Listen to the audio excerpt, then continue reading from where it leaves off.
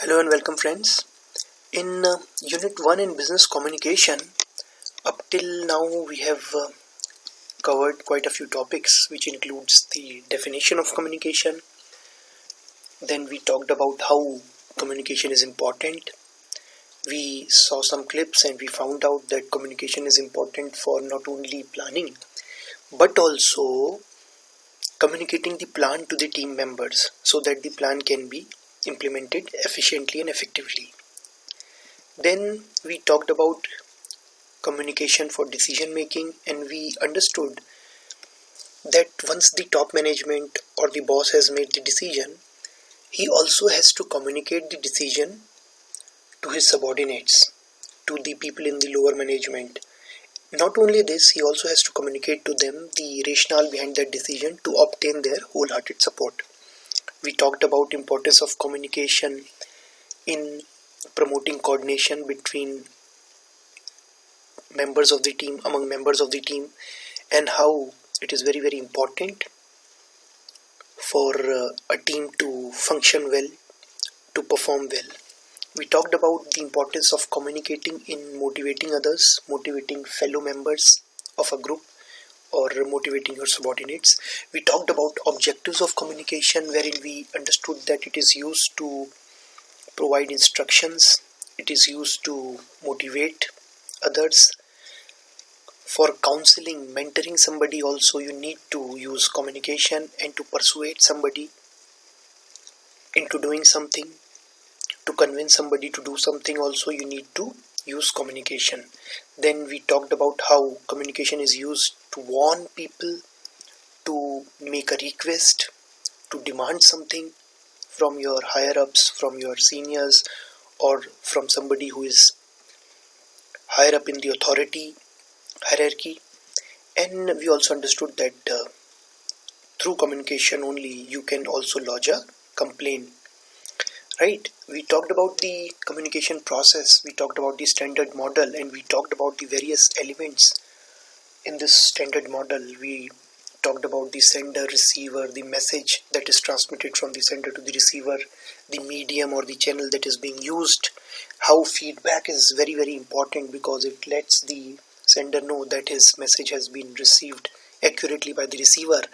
And we also talked about one very important aspect which we had not talked about in the first semester, and that was context, background in which the communication taking place. So there are two different contexts in which the word Saleh is being uttered by one of the persons in the picture. Here he is simply using this word to refer to his friend, to address his friend, while here a policeman is using this word to address a layman. So there are two different contexts, and the reaction of the receiver, in this case Saif Ali Khan, and in this case this layman, would be very different because of the context. So the word remains the same, but the context is different. This would lead to different responses by the receiver. We talked about the channels of communication in detail. We talked about the external and internal communication channels, and we talked about the outward and inward within external communication. We talked about formal and informal channels, and we took up some examples also wherein we'll have these kind of channels being used. Then we talked about the vertical, the horizontal, and the diagonal channel. We understood where all these are used, and we also looked at this hypothetical example to understand the difference between the lateral or horizontal and the vertical and the diagonal channels. Then we talked about the essentials of effective communication. How can you be effective as a communicator? And we did not limit our discussion to written communication. We also talked about how you can be a good communicator as far as spoken communication is concerned. And then we concluded by talking about how to be an effective listener also, to have effective listening communication also, right? Then we started talking about the barriers to effective communication, and we understood that barriers are nothing but noise as depicted in the standard communication model. And we talked about the physical barriers, the semantic barriers, the language related barriers. We talked about the cross-cultural barriers and understood how different colors, different symbols have different meanings in different cultures. We talked about how the concept of time and space is different in different cultures. We took up some examples to understand this. We talked about organizational barriers in detail, wherein we talked about slow movement of information and why people hoard information just to ensure that they are useful for the organization and the organization doesn't fire them, just to make their position in the organization more secure.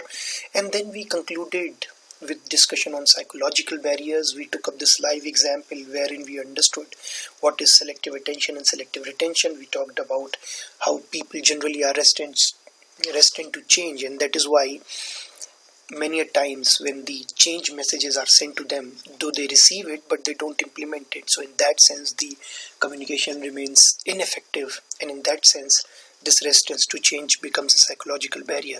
And we also talked about filtering, how it works in organization. Now with this we conclude unit 1, and now we are moving on to unit 2. In unit 2 we'll be discussing types of communication. We'll be talking in detail about the various types of communication.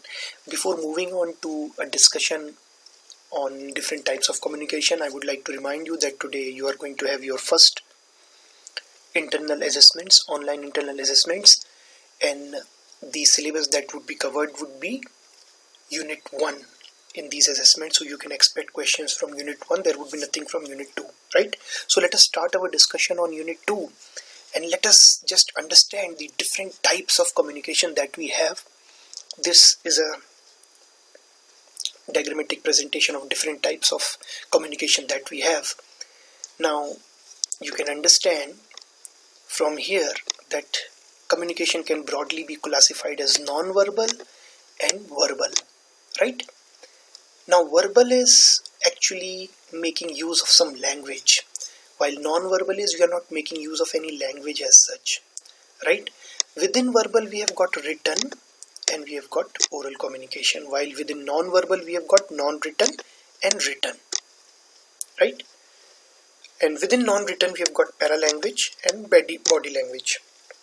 Now you might be finding it a little difficult to grasp the whole idea, but as we move ahead in this particular unit and we start talking about different types of communication, you will be better able to understand this.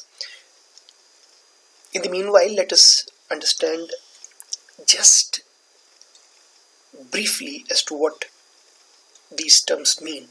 So as I said, verbal communication would be using language, right? The non-verbal would not be making use of any language. Then what would it use? It would make use of some picture, for example. It might make use of some diagram. It might make use of some color code. For example, you must have seen some traffic lights. So when it is the red light, you cannot move. You have to stop there and then. You have to stop at the intersection. On the other hand, if it is a green light, you can keep moving and you can move ahead, right? So now this is an example of a non-verbal communication. No language is being used. Nobody is telling you stop, go. But you are still able to understand because different color codes mean different things. So red means stop while green means go. So without the use of language, some communication is taking place and you are able to understand that communication as a receiver of that communication, right? So this is what non-verbal communication is all about, right? If you show somebody a thumbs up, right? That would communicate. You are not making use of any language, but that would communicate to the other person that you are probably trying to motivate him, or you are probably trying to tell him that everything is okay. So this again is an example of non-verbal communication. You are not making use of any language. In this case, you are making use of a gesture, of a hand gesture. You are raising your thumb. So that is a hand gesture that you are using. You are not using any language, but you are still able to communicate. And this again is an example of non-verbal communication. So I have given you two examples of non-verbal communication. One is the color code, red and green lights on the traffic intersections, and the other one is this thumbs up symbol, thumbs up hand gesture. Is that okay? Now please understand, non-verbal communication many a times encapsulates complex information. Now please understand that this is a complex information. Whether you have to cross the intersection or whether you don't have to cross the intersection at that point of time, this indeed is very complicated kind of an information. Or for example, if you want to understand how the heart functions, so if I give you a paragraph or give you a lecture on how the heart functions without making use of a diagram, it will be very, very difficult for you to understand. But in case I use a diagram to let you know how the heart functions, or maybe a working model to let you know how the heart functions, I'm not giving you any lecture, I'm not delivering any lecture, I'm not giving you any written material, but I'm using a diagram or a working model to let you understand how the heart functions. It would be easier for you to understand, and that is why we are saying that non-verbal communication encapsulates complex information also. So many a times when the information is complex, you should make use of non-verbal communication. Again, it is easier for you to understand, and that is why it is being used when the communication that you want to send across is very, very complex, very, very complicated, like the example that I took of how your heart functions, right? Then it works with illiterates also. Take example of the color code at the traffic intersections. Now red color of the traffic light and green color of the traffic light would work with those people who do not have any functional literacy also, who do not know how to read and write. Even they can understand, right? So this is what we mean by the non-verbal communication being useful with illiterates also. Fine, if you make a hand gesture, if you make a thumbs up hand gesture, even somebody who is not a literate guy, who does not have any functional literacy, who cannot read and write, he can understand what you are trying to convey to him, right? But if you have to use verbal communication, then the receiver has to be literate to be able to understand what you are trying to communicate to him. Fine, and it has a faster impact. So non-verbal communication makes an instant impact, right? So rather than telling somebody that well done, I would simply show him the hand gesture, the thumbs up hand gesture from afar, and he would be able to understand that I'm trying to tell him that you have done well. So non-verbal communication has faster impact. Fine. Now within non-verbal communication, as I said, there are two categories. One is non-written and the other one is written. Written includes pictures and colors, while non-written includes paralanguage and body language. So we'll be discussing them all in detail in the coming lectures. That is all for today's session. Thank you very much for your time, and prepare well for the assessment.